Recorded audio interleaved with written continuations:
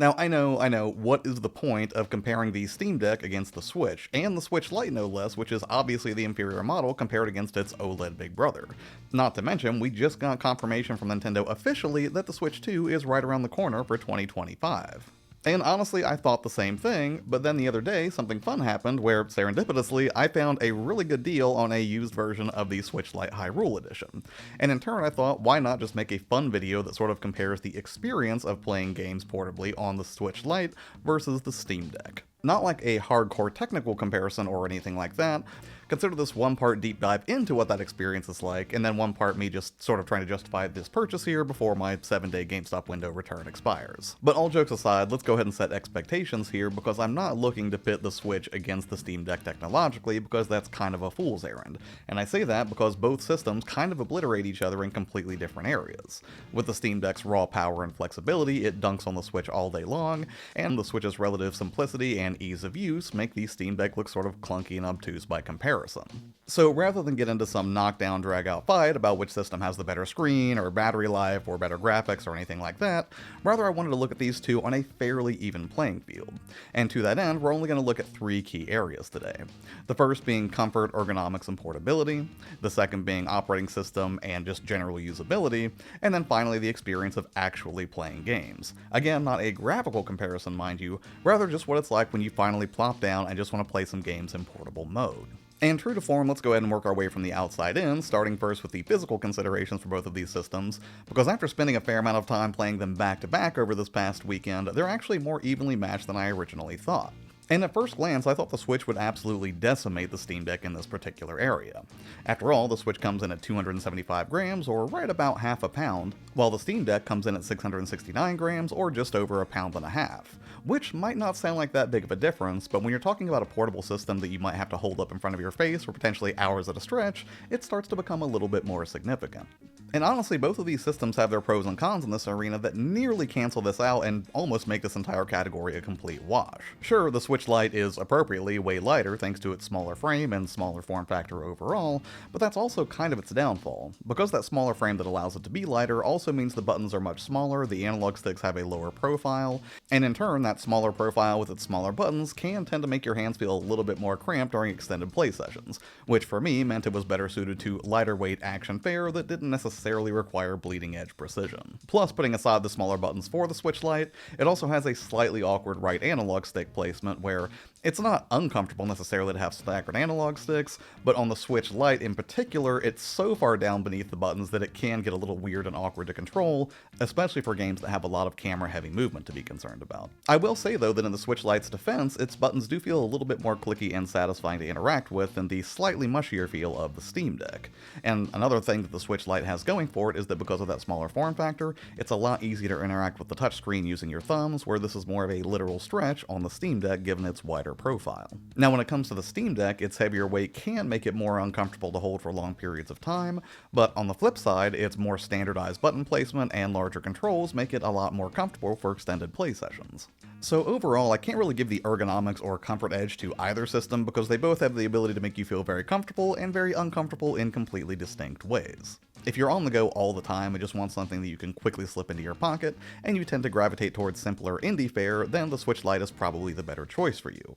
However, if you're somebody who just likes playing in portable mode, but the actual portability of that system isn't a major concern, and you value comfort and do play a lot of games that require twitchy reflexes in the vein of like Doom Eternal or Dark Souls or something like that, then the Steam Deck is probably going to be the better option for you. But gun to my head, if I had to pick just one of these systems to give the edge to in terms of comfort, portability, and ergonomics, I suppose I would have to give it to the Steam Deck. And the only reason that I say that is that its increased flexibility and the comfort from standard size controls and its more evenly placed analog sticks definitely make more sense for me. Now, that being said, if I was in a situation where I was just going to ad hoc reach for a portable system to run out the door with, or if I was going on a road trip or something, I would probably still pick the Switch Lite, but yeah, between the two, since that's the less common scenario for me, I'm going to go ahead and give it to the Steam Deck on this one. But now let's step away from the physical considerations for the Steam Deck versus the Switch Lite, and instead turn our attention towards the friction of navigating its operating system and the functions that you'll naturally have to interact with to support the gameplay experience, because I definitely ran into some weird things that I was not expecting when I was playing these systems back to back this past weekend. Now, both of these systems have a clean, easy-to-understand interface. It's not hard to get to your library of games and figure out what you can jump into immediately. But there are a few key differences when interacting with your library between the Switch Lite and the Steam Deck. First off, I think the Steam Deck easily comes out on top in terms of library navigation and customization. You can use sorting and filtering, you can create favorites, and like I mentioned in that video a while back, there are tons of unique ways to use collections so that you can group your games together in a way that makes perfect sense to you. Not to mention that unlike the Switch, since it doesn't really have any physical games to worry about, you can pretty much just go straight to the installed section and know exactly what games you're capable of diving into immediately. I mean, I guess you could make an argument that if you had multiple SD cards loaded up with multiple games for your Steam library, that could sort of be a comparison, but generally speaking, it's a digital system that doesn't have like a physical cartridge-based slot or anything like the Switch does. The Switch, on the other hand, provides very little in the way of customization. I mean, yes, you can create groups of games now within your library and then name them appropriately, which I guess you could use to group your physical and digital games separately if your memory gets a little hazy, but it's nowhere near as flexible or feature-rich as the Steam Deck. And with the possibility of not remembering whether you had a game physically or digitally, and possibly having to get up and go hunting for a cartridge somewhere when you might not exactly know where that is, does introduce at least the possibility for some friction that you might not otherwise experience on the deck. Now, when it comes to buying new digital games for either system and getting them loaded on the device, I actually give the edge to the Steam Deck here as well.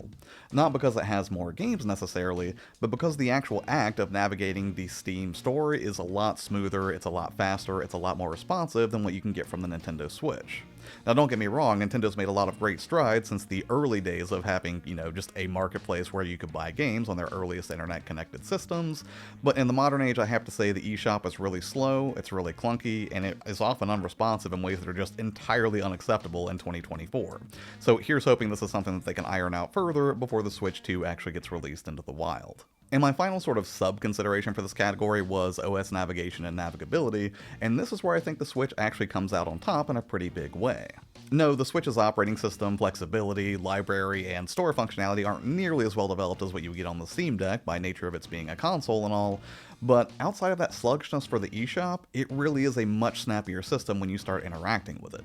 Launching new games, backing out of games, switching between titles, waking from sleep, all of these functions are a lot faster on the Switch. Also, I will say I don't think I've ever had an issue with resuming a game after I put it to sleep on the Switch, where this has happened to me on occasion with the Steam Deck, either because there's a slight lag in putting it to sleep, or just because certain games don't seem well optimized to be put to sleep rapidly, and that's just not something I've ever seen on the Switch that I can remember. So if I had to pick a winner for who wins out between the Switch and the Steam Deck in terms of OS and navigability and just sort of overall smoothness of experience, I would have to give this one to the Switch Lite, which honestly is probably not that surprising given my very console-like background. And honestly, the biggest reason that I loved consoles over PC was that, despite having access to a PC for gaming, the relative smoothness of experience that you can only get from software that has been designed with a single hardware configuration in mind is kinda hard to beat. And finally, let's tackle the biggest part of the portable play experience between the Switch Lite and the Steam Deck, and that would be actually playing games. And again, to set the stage here, I'm not talking about some graphics comparison between, the two systems, or, what games you can play on one system versus another, rather just the experience of playing games itself. And to that end, I'll be looking at two key arenas here. One is native software that you can install on these systems through their respective marketplaces, and then secondarily, emulation between the two systems, because technically speaking, the Switch Lite does have a form of emulation. So first, let's look at the gameplay experience in a general way, just looking at native software that could be installed on both, and then we'll do a slightly deeper dive into what it's like to play emulated titles on both of these systems. And both of these systems offer a wonderful play experience when it comes to just installing software or popping in a cartridge and getting into whatever game you're after. But there are some unique differences between them that extend beyond just the comfort or gameplay performance that you don't really take notice of until you're in the thick of gameplay. So let's look at how both of these systems engage the senses. Now, both of them have great displays that display their games well, but the audio experience is definitely superior on the deck. Between the two of them, obviously because it has beefier speakers, it's going to have a richer, wider soundscape, and in situations where you might just be in a pick-up-and-play scenario where you might not have headphones available, that's pretty great. And something that isn't tied directly to the audio experience, but definitely is a major byproduct of it, is Bluetooth connectivity, which is definitely superior on the Steam Deck. In fact, in the beginning, the Switch couldn't even connect to a set of Bluetooth headphones, and that functionality was unlocked later, and in the early days, you actually had to use like a USB-C dongle or adapter to get that functionality in place. But now, even with it being implemented, it works well when it finally connects, but I've definitely had reconnection issues trying to use Bluetooth headphones with the Switch, and if you engage certain wireless communication functions on it, it has to drop out your connection to your headphones entirely before you can complete that action. And the last point that I had outlined here for talking about how it engages with the senses would be in the area of haptics, which is another area where the Steam Deck handily wins out. After all, it does have rumble functionality, whereas the Switch Lite has no rumble to speak of, despite the fact that its bigger brother, the Switch, does have HD rumble capabilities. So when you're playing portably, if you really want to feel the action and in turn be even more immersed in the experience, the Steam Deck is the better choice here. And speaking of immersion, beyond the sensory considerations for how each system can engage with you, I also did want to look at the immersion factor overall and how well each system either keeps you immersed or breaks that immersion. And one of the ways that the Switch Lite wins out here is while it's not impossible to get hit with some goofy loader from, a company like Rockstar or Ubisoft, it's definitely far less common on the Nintendo Switch. And it is impossible that you will ever encounter a screen that asks you to select your resolution, or that you'll ever encounter some Windows type error when trying to launch software, which is something that does happen on the Steam Deck. Pretty much every time you pop in a cartridge or fire up a game on the Nintendo Switch, you can be 99% sure that you're going to be ready to go immediately with almost no friction to speak of, which is not always the case when it comes to Steam games. Also, this might be a minor point, but I still wanted to point it out, and that is that I feel like I get far fewer notifications on the Switch, and it's true that there are notifications on both systems, and both systems give you ways to manage those notifications, but there's a lot less nuance or things to consider on the Switch versus the Steam Deck, which makes perfect sense considering the Steam Deck has a lot more going on, but it is still something worth mentioning if you're really concerned about the smoothness of experience for portable play. And speaking of interruptions, one other consideration is if you get physically interrupted from playing and have to stop for a second, one of the things that I really like about the Switch Lite and its smaller form factor is that it's very easy to take that experience with me if I have to move to another room or, go to another location outside of my home altogether. Meanwhile, when it comes to the Steam Deck, I might take that system with me to another room, assuming I have enough hands to carry it, but unless I'm wearing like Jenko jeans, I'm not going to be slipping this into a pocket anytime soon. And side note, I really miss Jenko jeans. But anyways, let's move on to the last and kind of weirdest consideration between these two systems that actually ended up being more nuanced than I thought it'd be, and that would be how both of them approach emulation. Now obviously the Steam Deck is an absolute beast when it comes to emulation. You can play just about anything on the Steam Deck up to and including the Switch itself, which is probably going to make this whole thing a moot point for a lot of people watching this video. In fact, I even made a whole video talking about how emulation goes a long way towards making the Steam Deck feel like you're gaming home just a few weeks back. But that's only true if emulation works on the Steam Deck, and sometimes it doesn't. Even while making this video and filming B-roll, I went to fire up Emulation Station because I wanted to do a comparison of Donkey Kong Country in emulation on the Steam Deck versus what you get from, Nintendo Switch officially speaking, and for whatever reason, it just didn't work. I have no idea why it didn't work, and that's something that I'll have to figure out, but it really did speak to a larger point about emulation between the two systems, and that is that, emulation on the Steam Deck is great, I'm not denying that. However, it does require a lot more upfront configuration and ongoing maintenance if you want that to remain a smooth experience. And assuming you have all the technical details perfectly in place, it can also still be sort of confusing to remember what combinations of buttons do what from one emulator to the next if you're somebody who dives into a lot of different systems. Granted, that's just kind of the price to pay when you have the flexibility that will let you play NES games all the way up to, say, PlayStation 2 games, but it is something worth mentioning if you just want a really smooth experience when it comes to playing retro titles. Meanwhile, on the Switch, emulation is extremely limited because you can only play a limited selection of titles that they decide you can play, and mostly across their legacy systems. This would include platforms like the Game Boy and Game Boy Advance, NES, SNES, N64. You can get Genesis games as well, but that's the catch for Nintendo emulation. It's kind of a walled garden that's gated by paying for their Switch Online subscription and the expansion pack upsell if you want access to the Genesis offerings also, which honestly, as a survivor of the Nintendo versus Sega console wars of the 90s, it's really weird for me to see Sega games on a Nintendo platform to this day. But assuming you are cool with paying Nintendo for access to its sort of walled garden approach for emulation, how is that experience overall?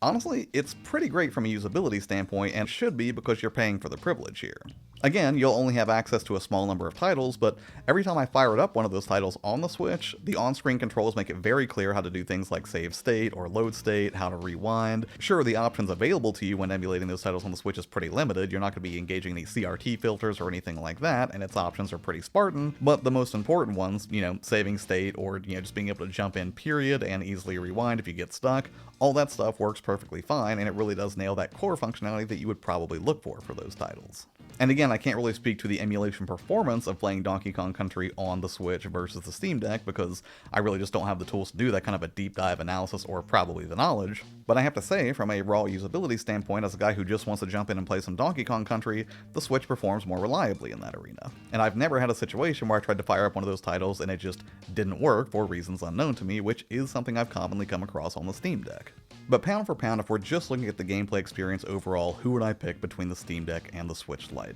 And honestly, I have to go with the Steam Deck. And my reasoning for this is that while, yes, the Steam Deck's a big old beefy squirrely beast to contend with sometimes and its emulation falls short as much as it excels, the raw audio, video, and tactile experience when everything is working right is superior to the Switch for me.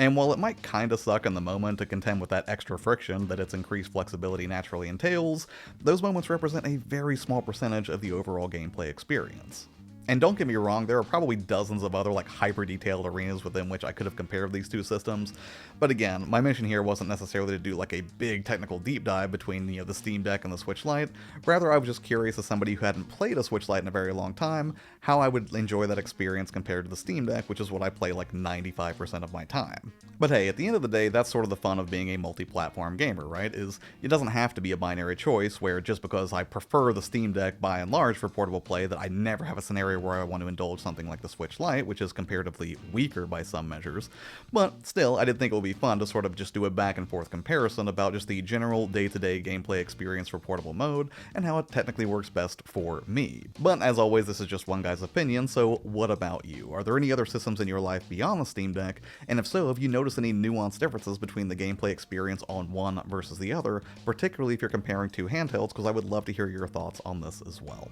As far as what's coming up on the channel, I am working on some new videos, but it's kind of in flux because I had to shift the content counter around just a little bit. Still working on some retro videos that are coming up, also working on a speculative video about what I want from a Steam console that should be coming out in the next week or two. But yeah, I think that's pretty much all we have coming down the pike for now. But as always, thank you so much for your time and hanging out here with me on the channel. I really, really appreciate it. Have an amazing day, and I'll see you on the next one. Bye.